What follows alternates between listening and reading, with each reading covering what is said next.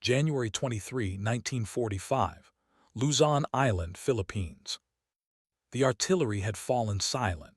In the gray light before dawn, a young Japanese mother named Fumiko pressed her children against the earthen wall of a cave, their bodies trembling not from the cold but from 3 years of terror.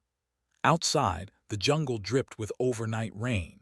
She could hear boots, American boots, crunching through the undergrowth, methodical and unhurried. For weeks, Japanese military radio had told her and thousands of other civilians what to expect. The Americans would torture them, rape the women, murder the children, feed their bodies to dogs. The Imperial Army had made this abundantly clear. When the enemy arrived, the only honorable choice was death. Fumiko clutched a hand grenade an officer had given her 2 days before, its pin already loosened. Her eldest daughter, barely 7, whispered a question into the darkness. "Akasan, when?" But the voice that came through the cave entrance spoke not in violence but in broken, awkward Japanese. "We are Americans. We will not hurt you. We have food. We have medicine. Please come out." The grenade slipped from Fumiko's fingers. This moment, and 10,000 others like it scattered across the Pacific Islands and Japanese mainland in 1945, represented not merely a military operation, but the collision of two incompatible philosophies. For 4 years, the Japanese people had been conditioned to believe that surrender meant annihilation, that the Americans were subhuman monsters bent on extermination. The imperial government had woven this narrative so deeply into the national consciousness that mothers killed their own children rather than let them fall into American hands. Mass suicides became routine. On Saipan in July 1944, nearly 1,000 Japanese civilians hurled themselves from cliffs rather than face capture, parents throwing infants into the sea before jumping themselves. American Marines watched in horror, powerless to prevent the slaughter, haunted by screams that echoed across the Pacific for decades afterward. Yet what the Japanese civilians could not fathom, what their military leaders had deliberately concealed from them, was that the Americans approaching their caves and hideouts carried not just weapons but medical kits and ration boxes, that their orders included detailed instructions on civilian protection, that their doctrine, forged in the democratic belief that all human life held intrinsic value, compelled them to risk their own lives to save enemy noncombatants. This cognitive dissonance, this vast gulf between expectation and reality, would become one of the war's most profound and underreported stories. The Japanese propaganda machine had done its work with ruthless efficiency.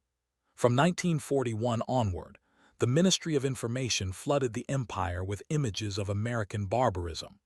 Crude cartoons showing fanged soldiers devouring children, radio broadcasts describing mutilations, newspaper articles fabricating atrocities. The message was consistent and unambiguous. Americans were kichiku, beasts in human form, and death was preferable to their mercy because mercy would never come. This narrative served multiple purposes. It stiffened military resistance.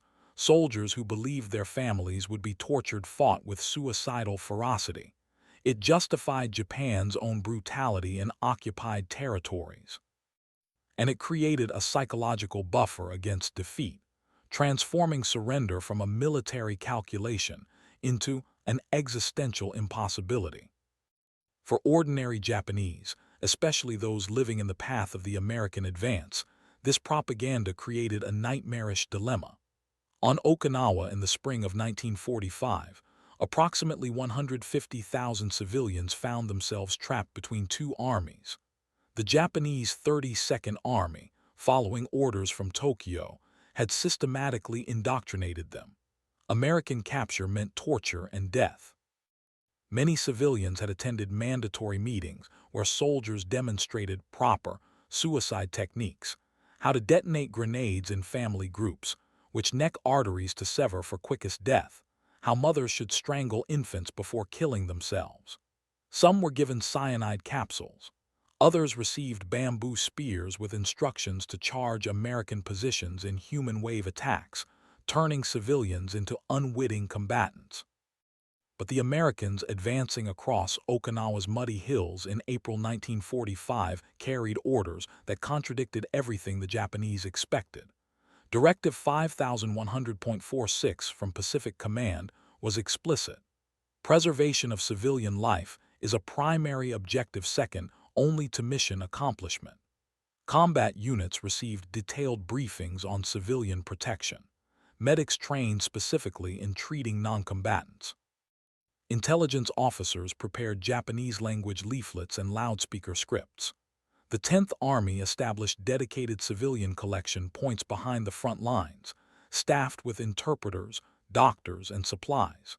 Major General John Hodge issued clear guidance to division commanders. Every civilian saved is a testament to what we're fighting for. Every civilian killed by our hands or our negligence is a victory for their propaganda. This was not sentiment.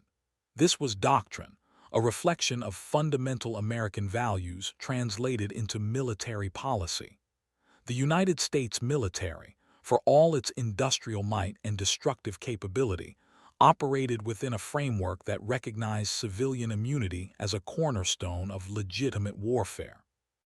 This principle traced back through the Hague Conventions, through Lieber's Code in the Civil War, through the Enlightenment philosophy that government derived its authority from protecting the lives and rights of individuals.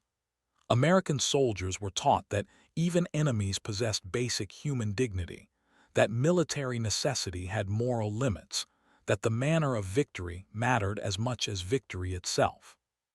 The Japanese military recognized no such constraints. Civilians were resources to be expended. On Saipan, Japanese commanders had deliberately positioned civilians in caves alongside military positions, using them as human shields. When Americans approached with surrender offers, soldiers forced civilians forward as screens for counterattacks.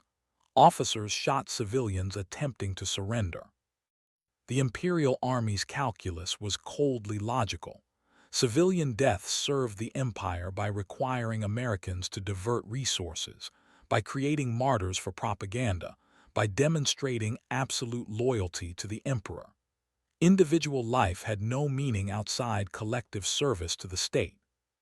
This philosophical chasm meant that when American and Japanese forces collided, they fought not just a military campaign but a war of opposing worldviews.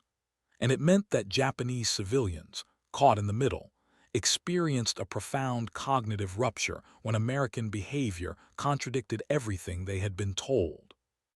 On April 19, 1945, near the village of Kakazu on Okinawa, Sergeant Harold McCaffrey of the 96th Infantry Division encountered his first group of civilian refugees. 7 women and 4 children emerged from a cave, hands raised, eyes wide with terror. One woman clutched a shard of broken glass, poised to slash her own throat.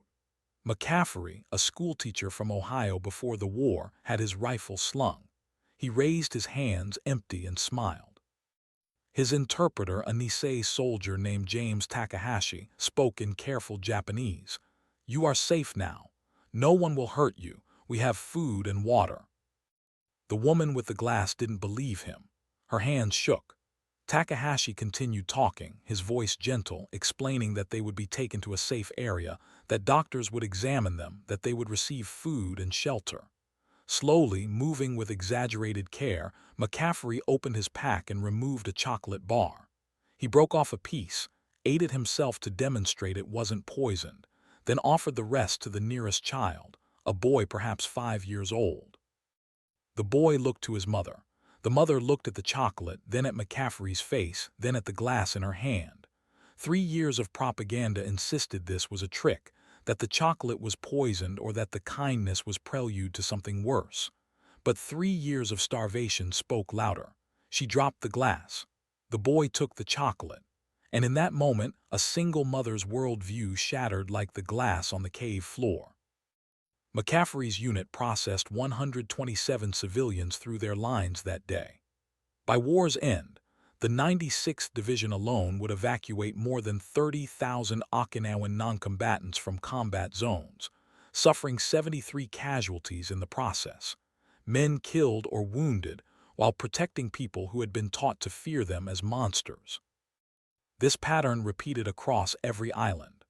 On Iwo Jima, where civilians were mercifully few, Marines still risked sniper fire to evacuate wounded Japanese construction workers from caves.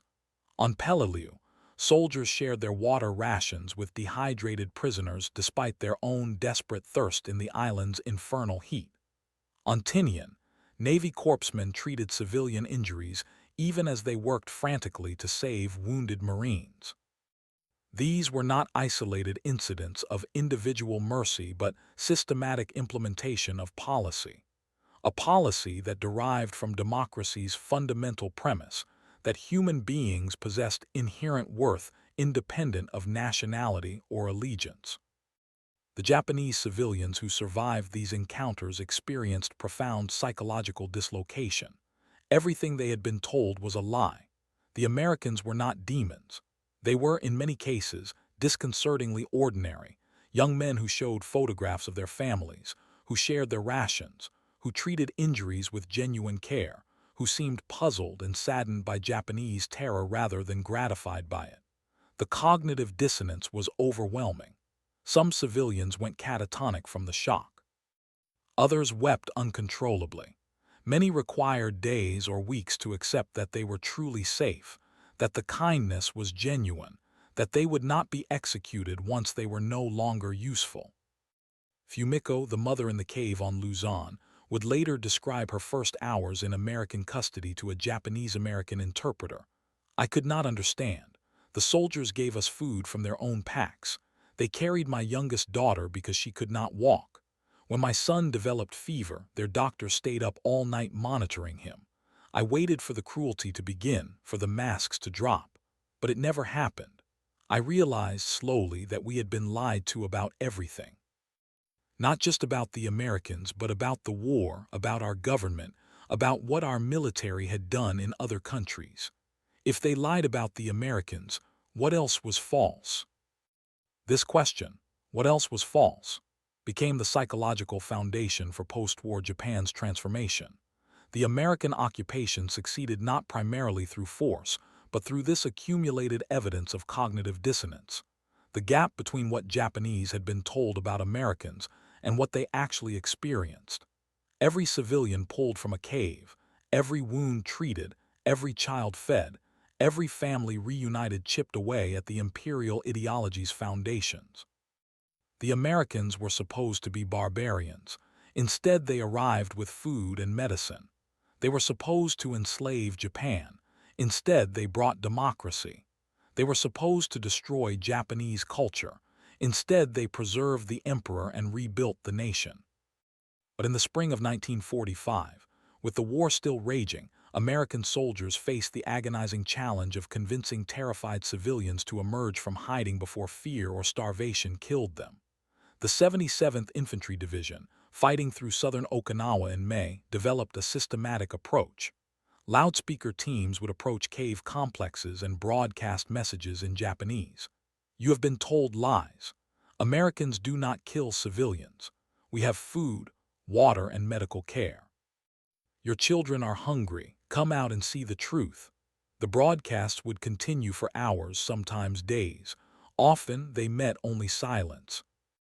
When civilians did emerge, they came in stages.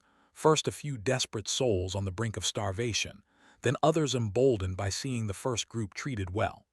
American soldiers learned to move slowly, to keep weapons lowered, to offer food and water immediately.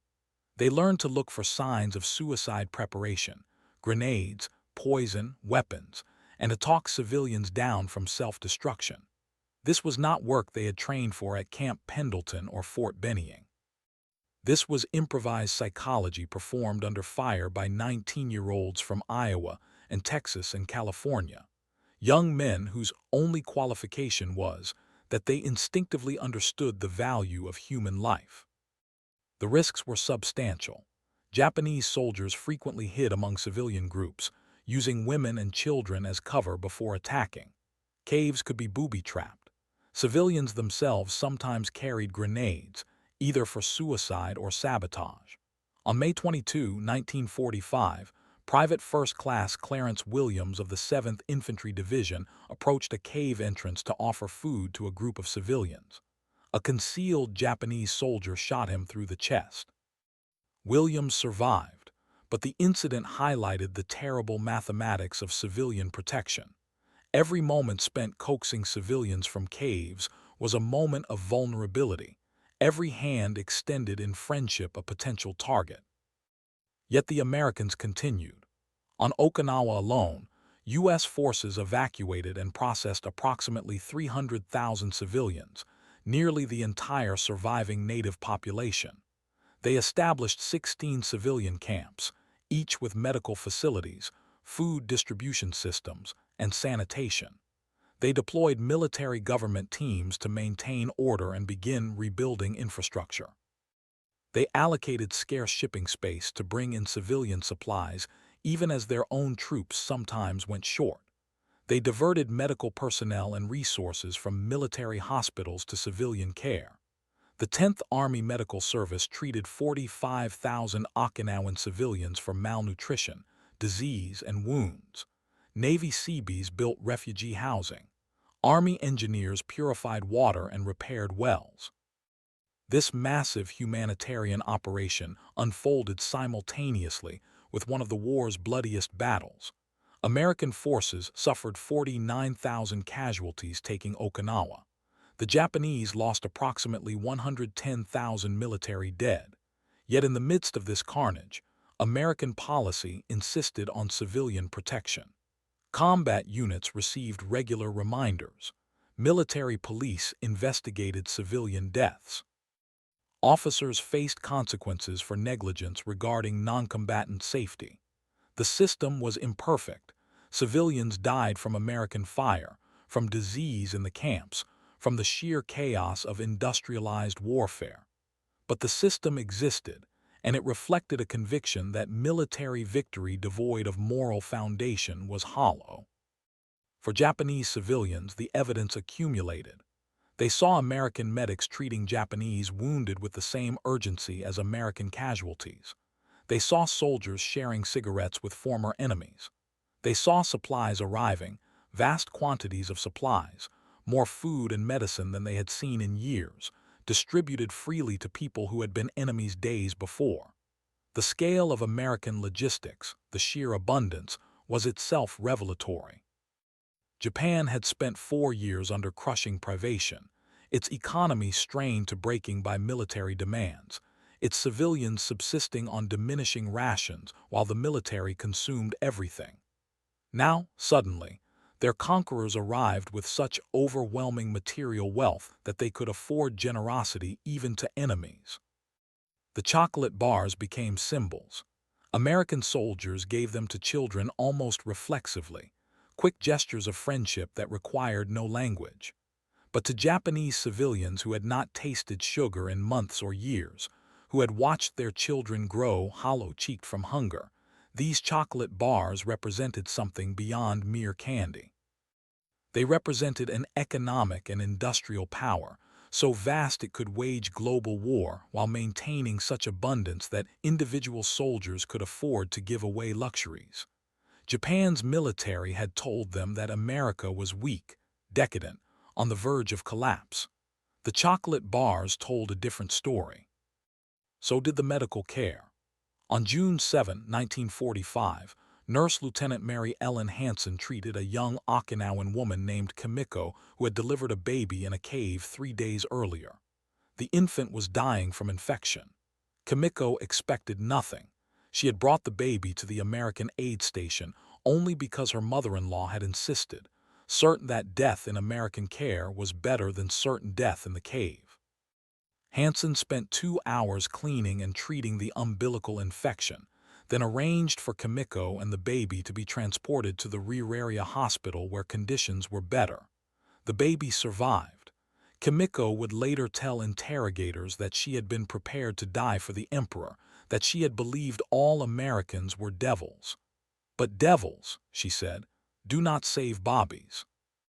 These small moments, a chocolate bar, a saved infant, a soldier's photograph of his own children shared with a frightened mother, accumulated into a force more powerful than military might.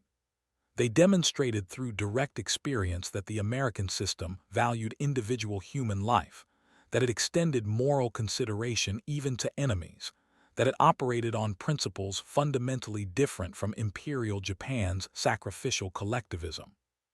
For a people who had been told that surrender meant extermination, the discovery that surrender meant chocolate and medicine and safety constituted a revelation that echoed beyond the individual moment. Not all Japanese civilians accepted this revelation immediately. The propaganda had been too pervasive, too deeply embedded in the national psyche. Some remained convinced that American kindness was temporary, a calculated deception before the real atrocities began. Others felt profound shame at having survived when they had been taught that death was the only honorable option. Some experienced psychological breaks, unable to reconcile their lived experience with their ideological conditioning. The Japanese concept of jiri, duty and obligation, had been weaponized by the military to demand absolute sacrifice. To survive, to accept American help, to acknowledge that the enemy was humane violated that obligation at the deepest level. Many civilians struggled with guilt that would last decades. But for most, experience overrode ideology. On Saipan, where 22,000 Japanese civilians had lived before the battle, the survivors were processed through American camps and eventually returned to civilian life. Many remained on the island under U.S. administration. They rebuilt their villages. They sent their children to schools run by American military government. They received medical care at American facilities. They worked alongside the occupiers. And they saw, day after day, year after year, that the Americans were not monsters. The evidence was overwhelming and unavoidable. The same pattern held across the Pacific. On Tinian, on Peleliu, on Guam, on every island that came under American control, Japanese civilians encountered an occupying force that contradicted their expectations so thoroughly that ideological resistance became impossible to maintain.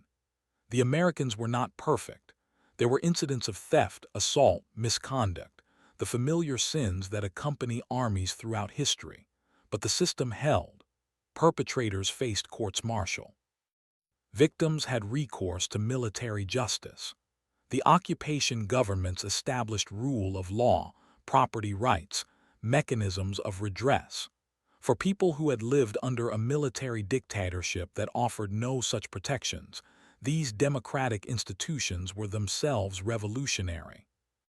By the summer of 1945, as the war ground toward its apocalyptic conclusion, hundreds of thousands of Japanese civilians had passed through American custody. They had been fed, treated, sheltered, and released. They had seen American abundance firsthand, the endless convoys of supplies, the vast fleets, the aircraft darkening the sky, all the terrible machinery of industrial democracy mobilized for war, but also capable of humanitarian works on a scale Japan could not match. They had experienced American values translated into practice, the concern for civilian life, the extension of legal protections even to enemies, the belief that victory should be achieved without abandoning moral principle. And they talked. In the camps, in hushed conversations, in letters smuggled to relatives still in Japanese-held territory, they shared their experiences. The message spread. The Americans were not what we were told. Surrender was not death. There was food, medicine, safety. This information network, this underground communication of truth contradicting official lies, began to erode Japanese will to resist months before the atomic bombs fell. The Japanese military recognized the danger. Officers who discovered civilians speaking positively about American treatment sometimes executed them as traitors. Radio Tokyo intensified its anti-American broadcasts, describing elaborate atrocities that had never occurred, trying to shore up the crumbling narrative. The government issued new directives emphasizing the importance of civilian suicide. Better death than dishonor, better to take one's family into the darkness than to submit to the enemy. But the campaign was failing. Too many had seen the truth. When the atomic bombs destroyed Hiroshima and Nagasaki in August 1945, when the emperor announced surrender, millions of Japanese braced for the American arrival with terror born of 4 years of propaganda. They expected pillage and massacre. Some prepared for mass suicide. Communities stockpiled poison and weapons. Families rehearsed killing each other. The trauma of those days, the psychological preparation for extermination, would mark an entire generation. The Americans who landed in Japan carried chocolate bars. They came with food and medicine, with civil affairs officers and reconstruction plans, with orders that emphasized civilian protection and economic recovery. They came as conquerors, but conquerors constrained by democratic principles and humanitarian law. And for the second time, on a vastly larger scale, Japanese expectations collided with American reality. In Tokyo, in Osaka, in Nagoya, in cities reduced to ash by firebombing, Japanese civilians emerged from their shelters to find American soldiers distributing food, establishing medical clinics, beginning the work of reconstruction. The occupation was not gentle. War crimes trials proceeded, militarists were purged, the old order was dismantled. But ordinary people were fed. Children received vaccinations. Infrastructure was rebuilt. Democracy was installed, initially by fiat but increasingly by consent. The emperor remained, reduced to symbol but preserved. Japanese culture continued, protected and even celebrated by occupiers who recognized that military victory did not require cultural annihilation. For people like Fumiko, the mother in the Luzon cave, the post-war years brought gradual understanding. She survived the war, returned to Japan, raised her children in the democratic system the Americans had established. Her eldest daughter, the 7-year-old who had whispered questions in the cave darkness, attended university under the new educational system, became a teacher, lived into the 21st century as a witness to what had happened. Fumiko herself, in an interview given in 1983, reflected on that January morning in 1945. I was ready to kill my children and myself. I believed it was the merciful choice, that the alternative was worse than death. When the American spoke to us in our language, when he offered food instead of violence, something broke inside me. Not just my fear, my whole understanding of the world. I had been taught that we were superior, that our way was the only way, that dying for the emperor was the highest purpose. But in that cave, I learned that there were people who valued life over ideology, who would risk themselves to save even their enemies' children. It took me years to fully understand what I had witnessed. It took Japan decades. But that moment in the cave was when the transformation began, for me and for my country. This transformation, psychological, political, cultural, was replicated millions of times across Japan between 1945 and 1952. The American occupation succeeded not primarily through force, but through the systematic demonstration that democratic principles, applied consistently even to defeated enemies, created better outcomes than authoritarian alternatives. The Japanese people were not simply defeated, they were persuaded.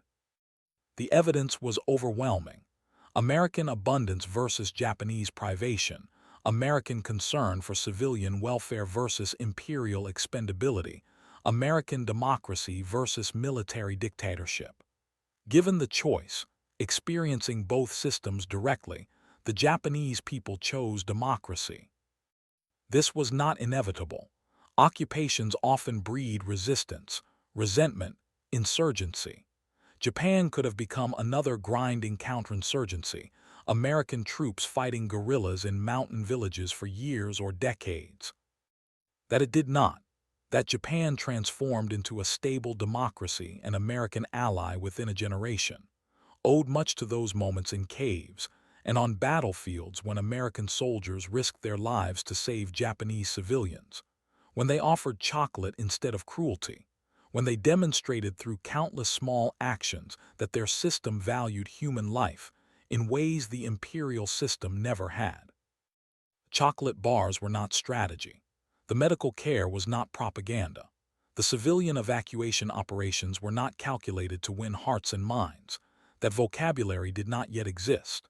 These actions flowed from doctrine, from policy, from the democratic conviction that legitimate government protected individual rights, that civilian immunity in warfare was not merely legally required but morally imperative, that even enemies possessed human dignity that must be respected. American soldiers implemented these principles imperfectly, sometimes failing, sometimes making tragic errors, but they implemented them consistently enough that the pattern became undeniable. For Japanese civilians, the recognition came slowly, often painfully. They had to confront not just that they had been lied to about Americans, but that everything they had believed about their own government, their own military, their own ideological system was compromised.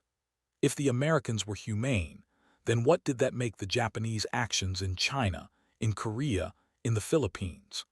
If American democracy worked better than imperial authoritarianism, what had millions died for?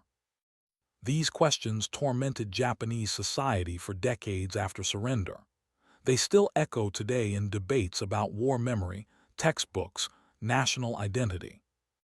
But for those who had been in the caves, who had held grenades with loosened pins, who had prepared to kill their children and themselves rather than face American capture, the evidence was concrete and irrefutable. They had expected monsters and encountered human beings.